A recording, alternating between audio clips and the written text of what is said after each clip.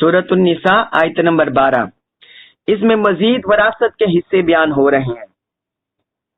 फरमाया और वलकुम, और तुम्हारे लिए, यानी मर्दों के लिए, और तुम्हारे लिए निस्फु, आधा है, माँ, उस माल का, तारा का जो छोड़ा, अज़वाजुकुम, तुम्हारी बीवियों ने, इल्लम, इन अगर, लम, ना, यकुन हो, लाहुन्ना, उनके लिए, वलदुन, कोई औलाद।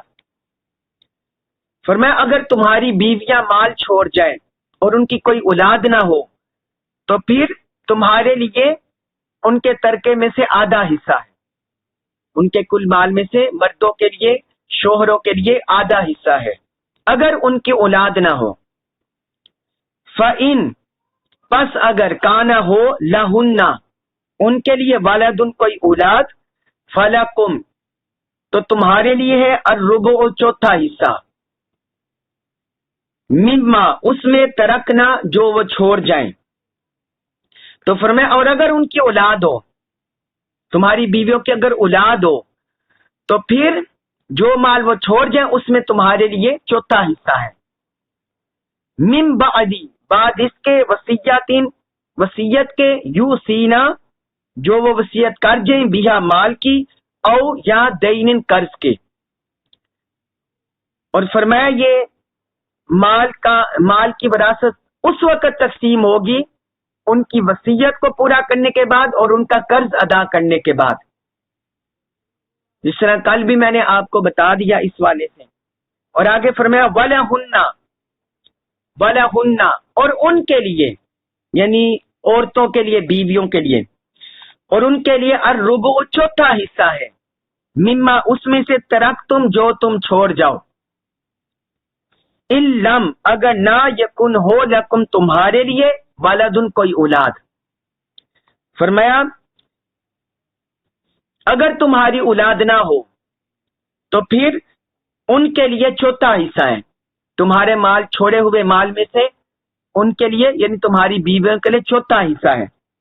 फ़इन, पस अगर, काना हो, लकुम, तुम्हारे लिए, वलदुन, कोई औलाद, और अगर तुम्हारी कोई औलाद हो, फलहुन्ना, तो उनके लिए है अस्सुमनु, आठवां हिस्सा, मिम्मा, उसमें से, तरक तुम, जो तुम छोड़ जाओ। और अगर तुम्हारी औलाद हो तो तुम्हारे छोड़े हुए माल में से उनके लिए आठवां हिस्सा है, तुम्हारे छोड़े हुए माल में से उनके लिए आठवां हिस्सा है। मिम बादी, बाद उसके, वसीयतिन, वसीयत के, तू सुना, जो तुम वसीयत कर जो, बिया, उन माल की, औ या दैनिन, कर्ज। और फरमाया ये तरका उसी सूरत में उन्हें मिलेगा, उस माल में मिलेगा, तुम्हारी वसीयत और पूरी करने के बाद और कर्ज की अदायगी के बाद, कर्ज की अदायगी और वसीयत को पूरा करने के बाद तब उन्हें यह हिस्सा मिलेगा। व इन, और अगर, काना हो, रजुलुन, कोई शख्स, और अगर कोई शख्स हो, यूरसु, वरासत तकसीम हो रही हो, कलालतन, वो ऐसा शख्स हो, कलालतन, जिसका ना माँ बाप हो और ना औलाद हो, जिसका ना कोई माँ बाप हो, कलाला कहते हैं जिसका, यानी असल और फरा में कोई ना हो, जिसका ना माँ बाप हो और ना औलाद हो।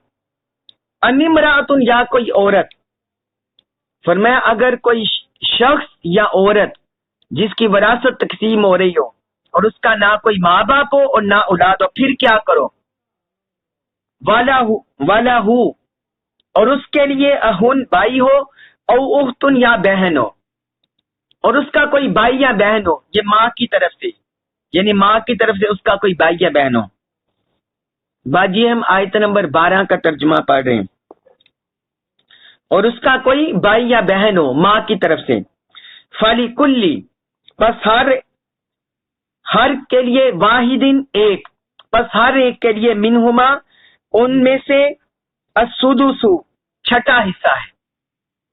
अगर कोई बंदा फोत हो जाए या औरत फोत हो जाए, वो कलाला हो, यानी उसका ना कोई माँ बाप हो और ना उसकी औलाद हो, और उसके माँ की तरफ से कोई भाई या बहन हो, تو اللہ پاک نے فرمایا پھر ان میں سے ہر ایک کے لیے، یعنی اس کے بھائی بہن میں سے ہر ایک کے لیے چھٹا حصہ ہے، چھٹا حصہ انہیں ملے گا۔ فَإِن كَانُوا، فَإِن پس اگر کانو وہ ہو اکثر زیادہ من ذالک اس سے، فہم تو وہ ہیں شرکاء شریک فی الثلث ایک تہائی میں۔ اور اللہ پاک نے فرمایا اگر وہ بھائی بہن ایک سے زیادہ ہوں تو وہ سب ایک تہائی میں شریک ہوں گے، پھر ایک تہائی مال میں شریک ہوں گے۔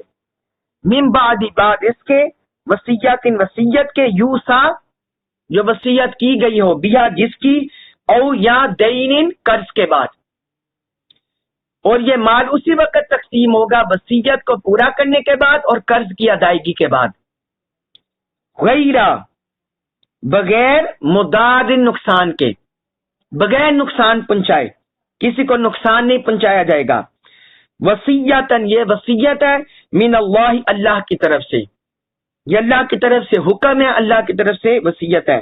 واللہ اور اللہ علیم خوب جاننے والا، حلیم حلم والا ہے، اور اللہ خوب جاننے والا حلم والا ہے۔ اب یہ سورۃ النساء آیت نمبر 12۔ اس سے پچھلی سورت میں اللہ رب العزت نے اولاد اور والدین کے حصے بیان کیے تھے، جو ہم پچھلے لیکچر میں پڑھ رہے ہیں۔ جو آپ میں سے جس نے نہیں سنا بھی وہ اس لیکچر کو سن لے، آیت نمبر 11 کا سورۃ النساء۔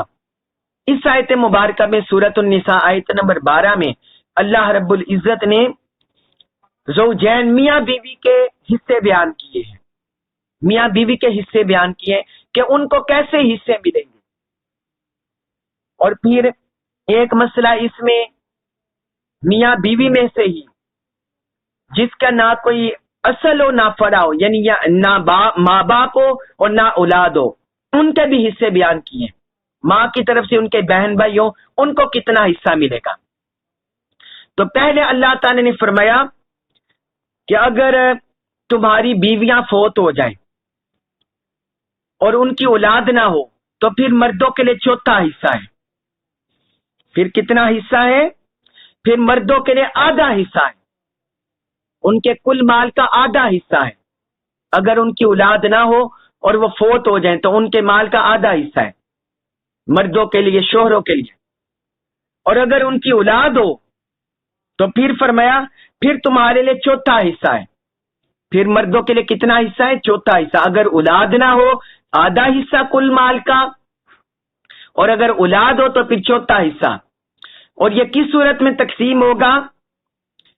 پہلے جو میں نے آپ کو بتا دے جو میت کے حقوق ہے، جو پچھلے لیکچر میں نے آپ کو بتا دیے، میت کی تجہیز و تکفین، تدفین، اس کی وصیت اور اس کا قرض، دوسرے نمبر پر قرض، تیسرے نمبر پر وصیت، یہ پوری کرنے کے بعد پھر چوتھے نمبر پر مال کی وراثت تقسیم ہوگی۔ یہ شوہروں کا حصہ بیان کر دیا۔ اب آگے بیویوں کا بتایا، فرمایا اگر شوہر فوت ہو جائے، اگر ان کی اولاد نہ ہو تو پھر بیویوں کے لیے اس کے مال میں سے چوتھا حصہ ہے، اس کے کل مال میں سے چوتھا حصہ۔ مثلا 1,00,000 روپیہ اس نے چھوڑا، 1,00,000 روپیہ، تو چوتھا حصہ اس کا کتنا بنا؟ 4 پر تقسیم کر دیں تو چوتھا حصہ بنا 25,000۔ تو 25,000 اس عورت کو ملے گا، بیوہ عورت کو۔ اسی طرح 10,00,000 ہے، 10,00,000 کو 4 پر تقسیم کر دیں، چوتھا حصہ اس کے 2,50,000 آئے گا۔ اگر اولاد نہ ہو اس شوہر کی، اور اگر اولاد ہو تو پھر اسے 8واں حصہ ملے گا۔ پھر کتنا حصہ ملے گا؟ 8واں۔ پھر کل مال کو 8 پر تقسیم کر دیں تو جو 8واں وہ جواب آئے گا وہ اس کو ملے گا، وہ اس کا حصہ ملے گا۔ اور آگے اللہ تعالی نے فرمایا یہ بھی کس صورت میں ہوگا؟ اس کا قرض کی ادائیگی اور وصیت پورا کرنے کے بعد، اور وصیت کل مال میں سے 1/3 تک وصیت بندہ کر سکتا ہے۔ کوئی بھی بندہ اگر وصیت کرنا چاہے، اللہ کی راہ کے مال اللہ کی راہ میں خرچ کرنے کی وصیت کرنا چاہے، کوئی صدقہ جاریہ کی وصیت کرنا چاہے، کوئی اور فلاحی کام کی وصیت کرنا چاہے، اپنے کسی رشتہ دار کے لیے وصیت کرنا چاہے، کر سکتا ہے۔ اگر اس کا کوئی بیٹا فوت ہو گیا اپنے پوتے پوتی کے لیے کرنا چاہتا ہے، کیونکہ براہ راست جب بیٹا فوت ہو جائے اپنے والد والدین کی موجودگی میں، والد کی تو پھر وہ براہ راست حصے دار نہیں بنتا، براہ راست حصے دار نہیں بنتا۔